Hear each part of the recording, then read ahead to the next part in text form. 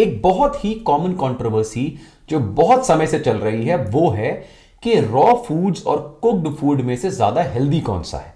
और अगर आप सोशल मीडिया पे देखें तो कुछ इंडिविजुअल्स ऐसे हैं जो सडनली जो है वो रॉ फूड की तरफ टर्न हो चुके हैं। उनके हिसाब से ह्यूमन बींग्स की लाइफ में जो कुकिंग है वो सबसे खराब चीज है।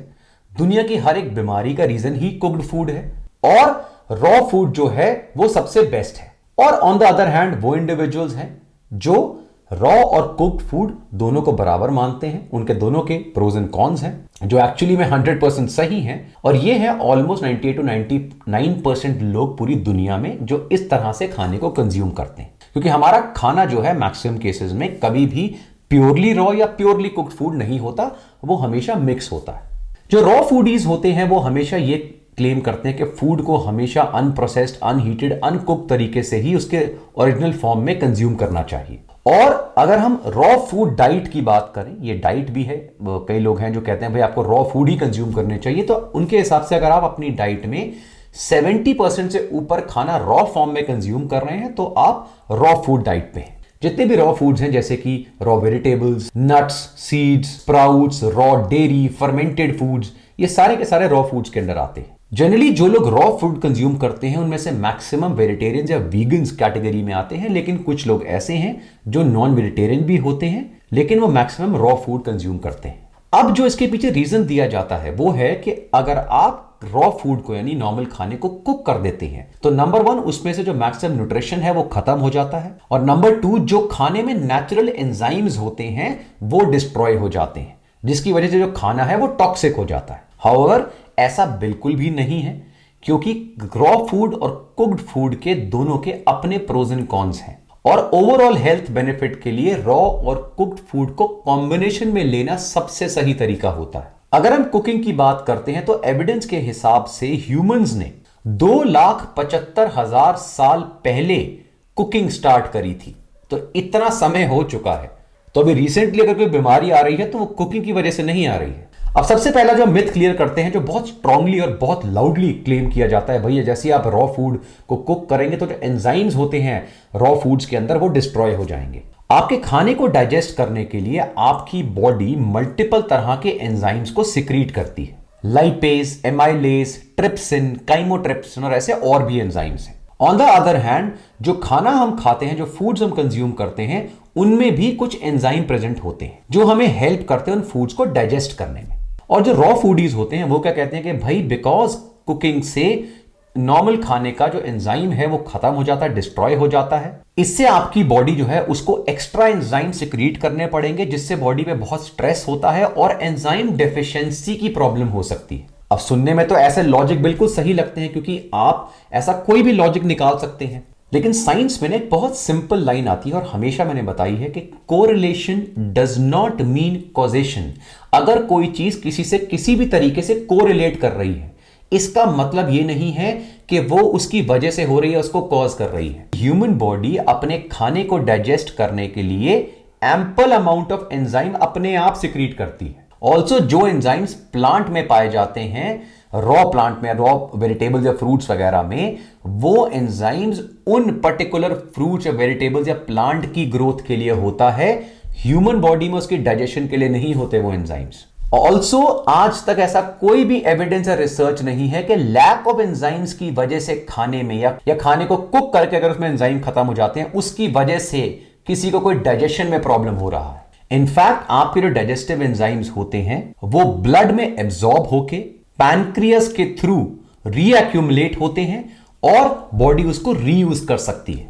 इस प्रोसेस को हम कहते हैं एंटेरोपैनक्रियाटिक सर्कुलेशन ऑफ डाइजेस्टिव एंजाइम्स। तो सबसे पहली मिथ जो थी एंजाइम्स को लेके वो आई होप अब क्लियर हुई होगी। अब हम सेकंड मिथ पे आते हैं जो इतनी ही स्ट्रांग है, वो है कि भाई जब आप खाने को कुक करते हैं तो जो मैक्सिमम न्यूट्रिशन है वो खत्म हो जाता है और आपका खाना टॉक्सिक हो जाता है। सबसे पहली चीज याद रखिए कि irrespective of the cooking method, यानी कोई भी मेथड आप यूज कर रहे हैं खाने को कुक करने का, आपके खाने का कुछ अमाउंट ऑफ न्यूट्रिशन हमेशा लॉस होगा। और जनरली जो विटामिन वगैरह होते हैं इनका लॉस कुकिंग के समय सबसे ज्यादा होता है। स्पेशली जो वाटर सॉल्युबल विटामिन होते हैं जैसे बी विटामिन वगैरह हुए, विटामिन सी हुआ, ये सारे के सारे बहुत जल्दी लॉस होते हैं कुकिंग के समय, और जितना ज्यादा समय तक आप कुक करेंगे, जितना प्रोलॉन्ग कुकिंग होगी, उतना ज्यादा इसका लॉस होगा। जनरली जो फैट सॉल्युबल विटामिन होते हैं, विटामिन ए, डी, ई, के, ये इतना ज्यादा लॉस नहीं होता इनका, ये काफी हद तक प्रिजर्व रहते हैं। विटामिन ए का थोड़ा बहुत लॉस हो सकता है। इसके अलावा प्रोलॉन्ग कुकिंग में मिनरल्स जैसे कि आयरन या कैल्शियम भी लॉस हो सकते हैं, और डिफरेंट कुकिंग मेथड्स हैं जिनको जब हम यूज करते हैं उसके हिसाब से न्यूट्रिएंट लॉस होता है। इसकी पूरी डिटेल इससे रिलेटेड ब्लॉग में मैंने आपको दी है विद रिसर्च स्टडी, जिसका लिंक नीचे डिस्क्रिप्शन में मैंने दिया हुआ है। हाउएवर, कुकिंग से जो न्यूट्रिएंट गेन होते हैं उसके बारे में आपको कभी भी रॉ फूडीज नहीं बताते, या शायद उनको खुद नहीं पता। बहुत सारे ऐसे फूड्स होते हैं जिनके अंदर मल्टीपल तरह के एंटी न्यूट्रिएंट्स पाए जाते हैं। For example phytates, tannins, trypsin inhibitors, जो स्पेशली ग्रेन्स वगैरह में पाए जाते हैं, या सोयाबीन वगैरह में भी आपको मिलते हैं। और ये जो एंटी न्यूट्रिएंट्स होते हैं, ये अगर हमारी बॉडी में एज इट इज जाते हैं तो ये हमारी बॉडी में जो माइक्रो न्यूट्रिएंट्स होते हैं उनकी एब्जॉर्प्शन को हिंडर करते हैं, रोकते हैं, स्टॉप करते हैं। जब आप खाने को प्रॉपरली सोक करते हैं और उसको प्रॉपरली कुक करते हैं तो ये जो मैक्सिमम एंटी न्यूट्रिएंट्स होते हैं ये डिस्ट्रॉय हो जाते हैं। इससे आपकी खाने में जो माइक्रो न्यूट्रिएंट्स हैं उनकी एब्जॉर्प्शन प्रॉपर होती है। ऑल्सो जब आप खाने को कुक करते हैं तो वो आपकी बॉडी के लिए बेटर बायो अवेलेबल होता है, उसकी डाइजेशन इंप्रूव हो जाती है, उसका टेस्ट एनहांस हो जाता है, उसका एरोमा एनहांस हो जाता है। और तो जैसा हमने देखा, जो सबसे बड़ा बेनिफिट आता है कुकिंग फूड का, जो सारे डॉक्टर्स रिकमेंड करते हैं, मेडिकल बॉडीज रिकमेंड करती हैं, कि कुकिंग जो है वो हार्मफुल बैक्टीरिया या माइक्रो ऑर्गेनिजम्स को एलिमिनेट कर देता है। काफी सारे रॉ और अनकुक्ड फूड ऐसे होते हैं, स्पेशली नॉन वेजिटेरियन फूड्स वगैरह जो होते हैं, उनमें ऐसे बहुत सारे माइक्रोब्स होते हैं जो आपको मल्टीपल प्रॉब्लम्स दे सकते हैं, मल्टीपल डाइजेस्टिव इश्यूज कॉज कर सकते हैं, फूड पॉइजनिंग कॉज कर सकते हैं। और कुकिंग से, प्रॉपर हीट करने से ये सारे के सारे जो बैक्टीरिया हैं, माइक्रो ऑर्गेनिजम्स हैं, वो डिस्ट्रॉय हो जाते हैं। इसीलिए जब हम रॉ और कुक्ड फूड्स को कंपेयर करते हैं तो हम कभी भी अपने बायस के हिसाब से एक स्टैंड नहीं लेते। अगर आप न्यूट्रिशन को प्रॉपर स्टडी कर रहे हैं तो हमेशा आपको दोनों एस्पेक्ट्स को प्रॉपरली स्टडी करना पड़ेगा। और इसी रीजन से हमारी जो डाइट है वो हजारों सालों से कुक्ड और रॉ फूड का परफेक्ट मिक्सचर है।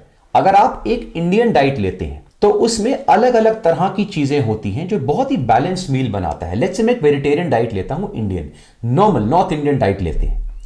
अगर आप एक बोल लेते हैं, लेट्स से दाल, राजमा, छोले या किसी और तरह की आपने लेग्यूम्स या पल्सेस लिए, साथ में आप कोई सब्जी लेंगे जो कुक्ड सब्जी होगी, कोई भी तरह की सब्जी हो सकती है।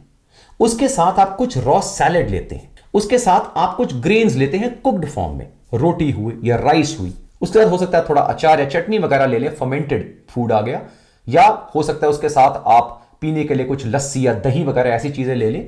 तो ये बहुत ही बैलेंस मील बनाता है न्यूट्रिशन वाइज भी, और कुक्ड और रॉ फीड का आइडियल कॉम्बिनेशन है। जब हम हेल्थ, फिटनेस और न्यूट्रिशन की बात करते हैं तो मैक्सिमम टॉपिक्स में ना कभी भी ब्लैक एंड व्हाइट क्लियरली नहीं होता, हमेशा शेड्स ऑफ ग्रे होते हैं या एक मिडिल पाथ होता है। और इसलिए अगर आप मैक्सिमम कंट्रोवर्सीज देखेंगे जो इन टॉपिक्स के ऊपर चल रही हैं, वो प्राइमरीली चल रही हैं उन इंडिविजुअल्स के थ्रू जो या तो सिर्फ व्यूज गेन करने के लिए कुछ भी बोल रहे हैं, या जो लोग कंफर्मेशन बायस से सफर कर रहे हैं, यानी उनको लगता है कि उन्हें एक पार्ट जो है, जो पता है वही सही है, और वो अपने को पूरी तरह से कन्विंस करने की कोशिश कर रहे होते हैं कि कुछ भी हो जाए यही चीज सही है, इसका कोई दूसरा ऑल्टरनेटिव नहीं हो सकता। ऐसी चीजें आप बहुत सारी एक्सरसाइज मूवमेंट्स में देखेंगे। बहुत सारे ऐसे सोशल मीडिया पे इन्फ्लुएंसर्स हैं जो आपको बताएंगे भाई ये एक्सरसाइज मूवमेंट बिल्कुल गलत है, इससे ये प्रॉब्लम हो जाएगी, इससे वो प्रॉब्लम हो जाएगी।